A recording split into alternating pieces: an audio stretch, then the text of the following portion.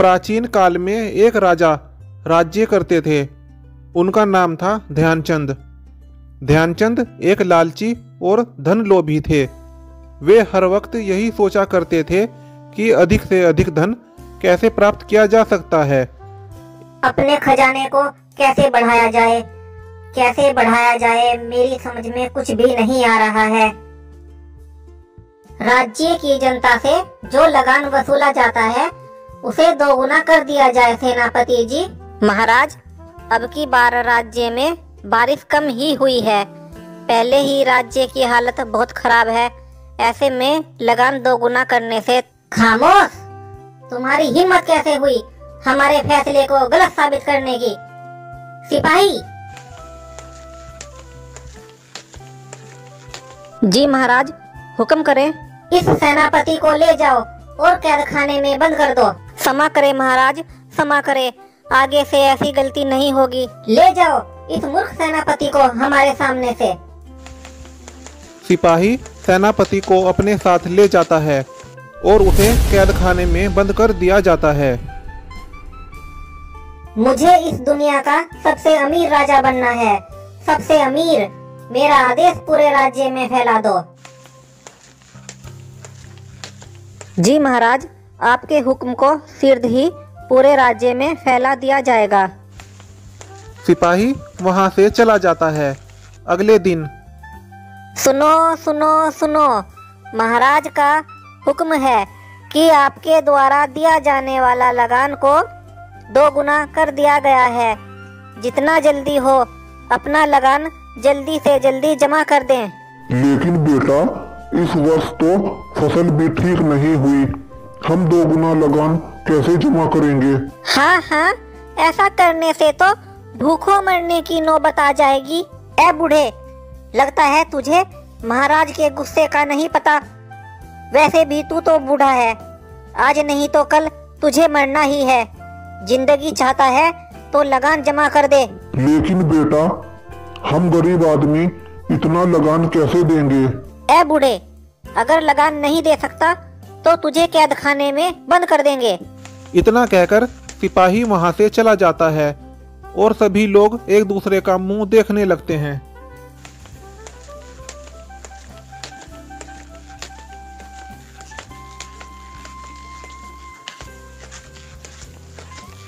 मैं इस दुनिया का सबसे धनवान राजा कैसे बनूं?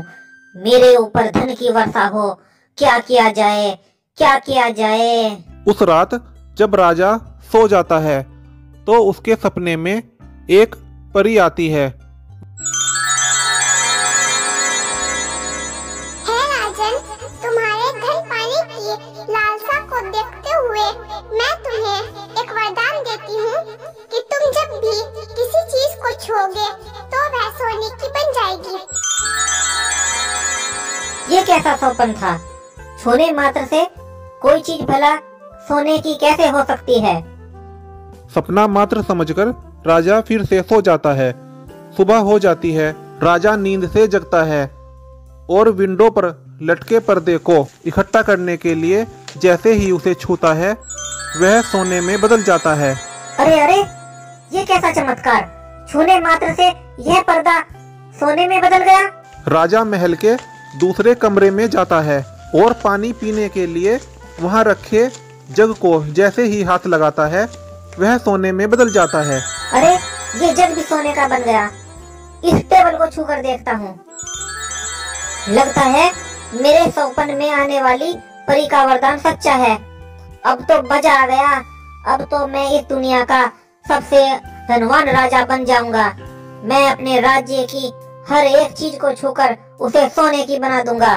राजा महल के दूसरे कमरे में जाता है और उस कमरे में लगे पिलर को छूता है। जैसे ही वह उसे छूता है वह सोने में बदल जाते हैं।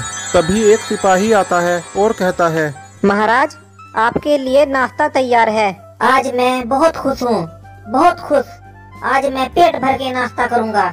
लेकिन राजा जैसे ही उस नाश्ते को हाथ लगाता है वह सोने में बदल जाता है। यह देखकर राजा बहुत हैरान हो जाता है। अरे अरे, ये क्या हो गया? ये खाना भी सोने में बदल गया। अब मैं क्या खाऊंगा? राजा अपने बेडरूम में जाता है और वहाँ रखे केले और सेब को जैसे ही छूता है वे भी सोने में बदल जाते हैं। अब क्या होगा? मैं जीवित कैसे रहूंगा? मैं इस सोने को कैसे खाऊंगा? राजा बहुत दुखी हो जाता है और वह फूट फूट कर रोने लगता है। तभी वहाँ राजा की पुत्री आ जाती है। वो कहती है, पिताजी, मुझे आपकी गोद में बैठना है। मैं आपकी गोद में बैठूंगी। हाँ मेरी प्यारी बेटी, आओ मेरे पास आओ, मेरी गोद में बैठो।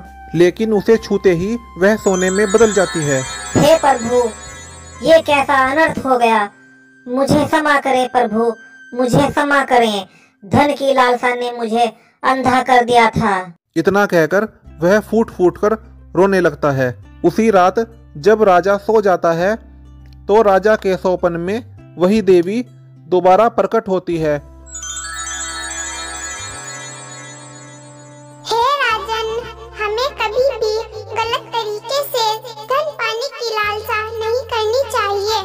अब तुम्हें अपनी गलती का एहसास हो चुका है, इसीलिए मैं अपना वरदान वापस लेती हूँ। सुबह उठकर पास के तालाब में डुबकी लगाकर घड़े में जल भरकर महल ले आना और उस जल को उन सभी चीजों पर डाल देना जो तुम्हारे छूने से सोने में बदल गई हैं। अगले दिन राजा एक घड़ा लेकर पास के तालाब में जाता है।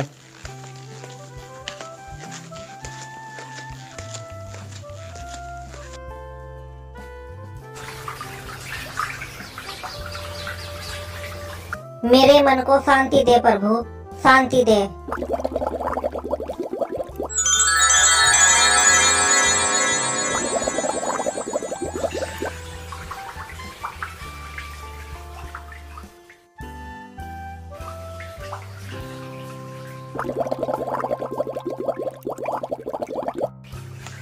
जल भरकर राजा महल की तरफ चल देता है।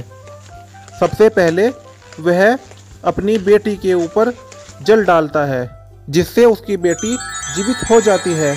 उसके बाद वह केले और सेब पर भी जल छिड़कता है जिससे वो पहले के जैसे हो जाते हैं। उसके बाद राजा जल लेकर महल के दूसरे कमरे में जाता है और सोने में बदल चुके पिलर पर जल छिड़कता है जिससे वे पहले की तरह हो जाते हैं।